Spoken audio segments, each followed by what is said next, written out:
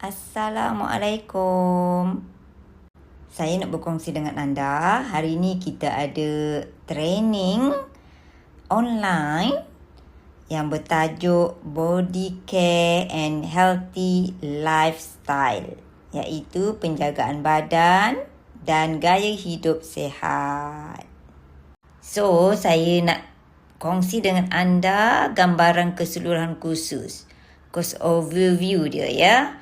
Program ini direka untuk membimbing pekerja dalam mengekalkan kesejahteraan fizikal sambil mengurus tuntutan persekitaran kerja yang moden dan juga banyak melibatkan kerja di meja.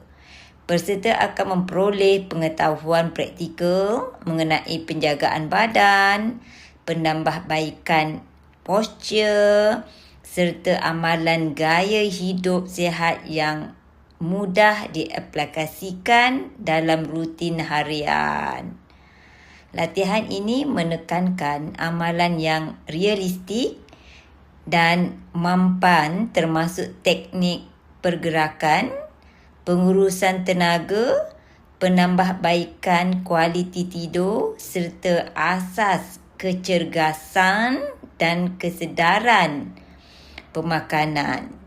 Program ini bertujuan mengurangkan ketidakselesaan fizikal, meningkatkan fokus serta mempertingkatkan produktiviti di tempat kerja dan aktiviti harian anda.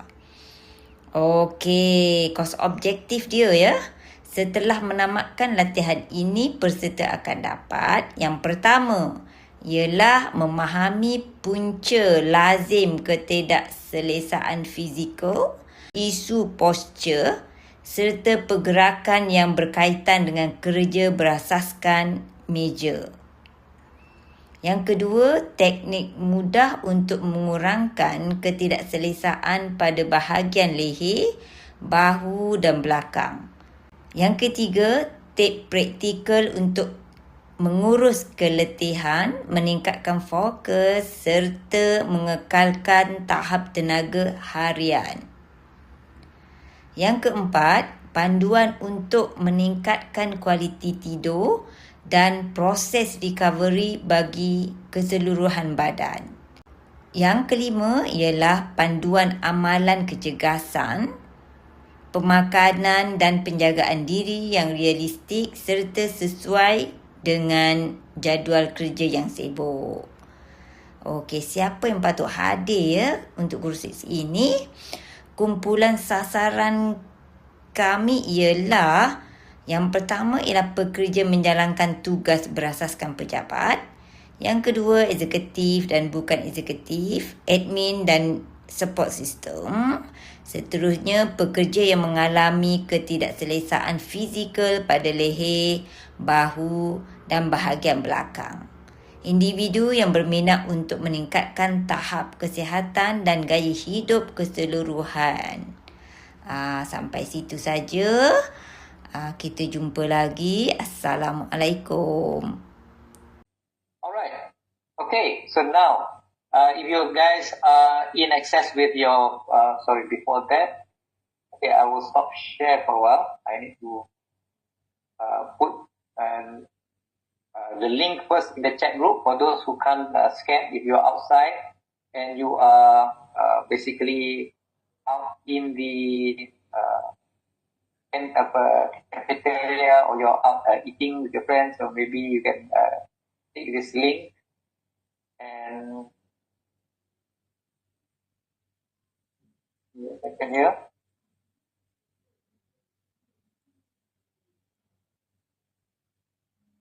Alright, in the chat group, I'm going to paste this link. So for those of you who cannot scan the QR code as I'm sharing this, right, you can get the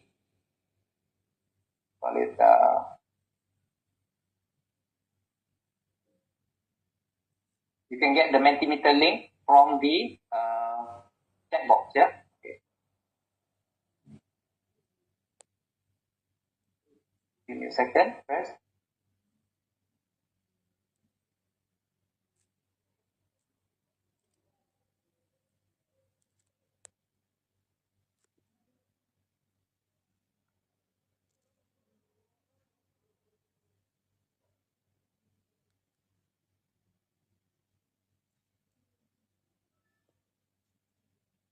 Alright, okay. So there's one question, so please answer, and then maybe we can share the results with your colleagues just to get some idea where we are at.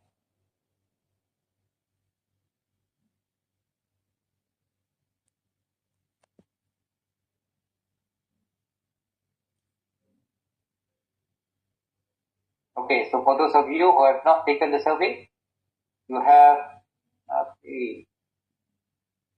Right, so you've got 11 people in. If your colleagues are there by the side, or if you can see them, just remind them if you can do the survey. Right, so this is just one question.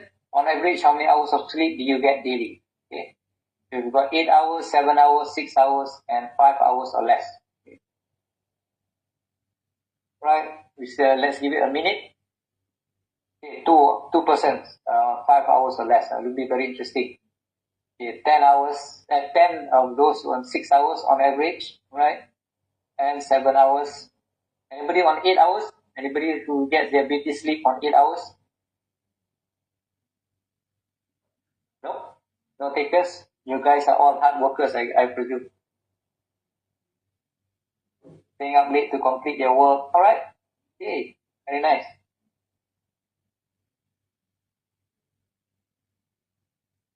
Okay, so as we are speaking, if there's anybody else who are going to add in, okay, so now we have about 15 participants.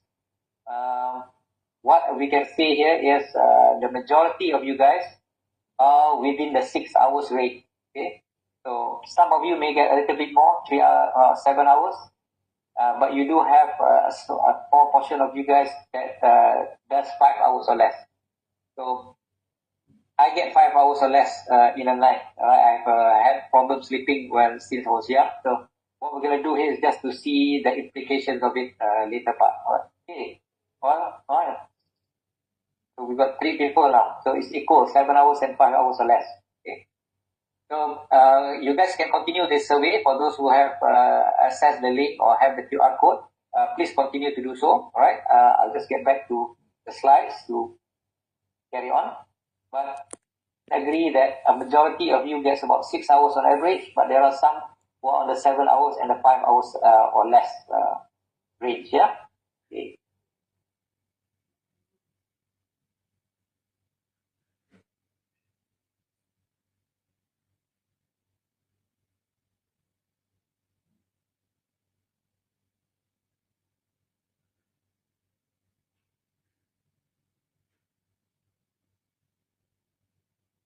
All right.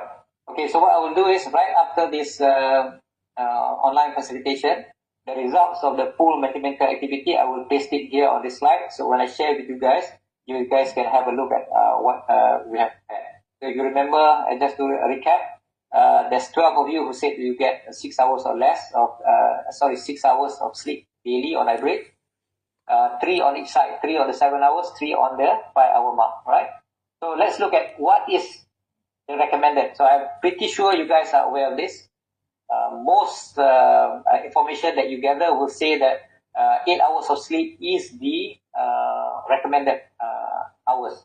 So even KKM or the Ministry of Health, right, recommends that adults, including the elderly, should get 7 to 8 hours of sleep per night and longer for children. That means 8 to 10 hours daily depending on age. Okay. Now if you look at the 6 a.m. clock as your base of getting up in the morning, right, so if you want 8 hours, you have to go for, you have to have lights off at 8 a.m. At 10 p.m. Alright? If you are doing 7 hours, like the 3% in the survey, that means their lights off will be about 11 p.m. depending on what time you wake up. So I would say that it makes sense if you wake up at 6 a.m. to get ready for work. If it's 6 hours, where the majority of you guys are, that means lights out at 12 a.m., which makes sense, okay? And I think this is more common than you imagine. And of course, there are some who gets 5 hours or less. Maybe you're staying up late because of other activities, and it's unavoidable. If you're a young mother, if you're young parents, it's sometimes it's very tiring and draining if you have small kids, babies. So there are a lot of people who do survive on 5 hours or less. So basically at 1 a.m. Should be your lights off. Okay. So this is something that if we see the pattern here, okay, in terms of the number of hours, I'm just giving you some idea as a guide. Okay, what time you need to get for 8 hours, 7 hours, 6 hours, and 5 hours or less. The important caveats that we have on sleeping is this. Your sleep debt adds up. Alright, so chronic less than 5 hours night increases the risk of diabetes, heart disease, and cognitive decline. That's a fact that is not undeniable. So if you are surviving on 5 hours of night and you say, hey, I've been doing this for years, just like myself, I do admit I have very bad sleeping habits sometimes. Okay, but what I do is I in a day, maybe 5 hours at night, but I do get 1 hour or maybe 2 hours sometimes as breaks in between. Since I'm not working in the office, I work on my own, so I can regulate my nap time. Right? So chronic 5 hours does pose health risk, okay, for the long term. Okay, and there are no true replacements actually. Okay, these hacks only mask fatigue temporarily. They don't repair the damage of insufficient sleep. So what it means is over time. Okay, I've tried to look for the information. Can we survive on 5 hours? Can we survive on 6 hours? So what it says is that you can function normally, or you can function in a very energetic manner, even on 5 hours or less sleep a day. But you are maybe running on adrenaline, you're maybe running on, those short hacks that keep your energy levels up. But the long-term damage is not something that you can cover. So it is still, adapt. Okay? There's no true replacement for this lack of sleep. Catch-up sleep aim to restore balance with longer sleep on subsequent nights and to avoid extreme oversleeping. So if you're on the weekends, maybe you want to sleep more, maybe that will help to repair. So one thing about sleep, I don't like to say it's black and white. Yes, the facts of the matter is that you have less than 8 hours, or less than 5 hours of sleep. It does cause long-term effects. But if the reality is that you can't, then you rest, because resting itself is a recovery process. So if you can do a catch-up sleep on the weekend, sleep longer, then it will help you guys to basically repair your body system. So if you can't get enough sleep, next best thing is combination of hydration, light exposure, movement, smart caffeine, and short naps. Okay.